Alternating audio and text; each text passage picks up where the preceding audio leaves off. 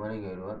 ఈరోజు మన క్లాస్లో ఏంటంటే బ్రిటిష్ వారు భారతదేశ ప్రాంతాలను ఎలా ఆక్రమించారు, బ్రిటిష్ వారు భారత ప్రాంతాలను ఎలా ఆక్రమించారని తెలుసుకుంటున్నాం. అందులో ఫస్ట్ మైసూరు గురించి విన్నాం, తర్వాత బెంగాల్ గురించి విన్నాం, తర్వాత కర్ణాటక గురించి విన్నాం.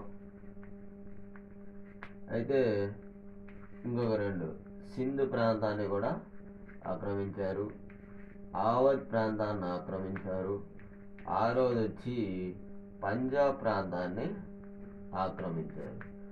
ఈ రకంగా బ్రిటిషర్స్ అన్న వాళ్ళు భారతదేశాన్ని ఈ రకంగా ఆక్రమించడం జరిగింది.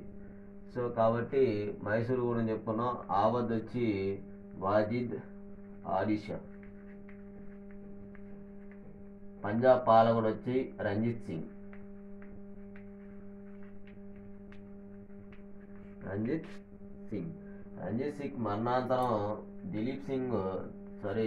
తేజ్ సింగ్ ఒప్పందం చేసుకుంటాడు. తేజ్ సింగ్ లాహోర్ ఒప్పందం. ఈ లాహోర్ ఒప్పందంలోనే కోహినూర్ వజ్రాన్ని బ్రిటిష్ వాళ్ళకి బహుమానంగా ఇస్తాడు ఈ తేజ్ సింగ్, పంజాబ్ పాలకులు. సో అదేవిధంగా సిక్కు మతాన్ని స్థాపించింది గురునానక్. ఇదేం అవసరం లేదు, ఇవి బ్రిటిష్ వాళ్ళు జయించినటువంటి ప్రాంతాలు. వీడియో చూసే ప్రతి ఒక్కరు కూడా ఆర్ఎస్ఆర్ ఆన్లైన్ క్లాసెస్ని సబ్స్క్రైబ్ చేస్తుందిగా కోరుతున్నాను. మిగతా రేపు క్లాసులో మనం బ్రిటిష్ ఎటువంటి చట్టాలు తీసుకొచ్చారో రేపు చూద్దాం.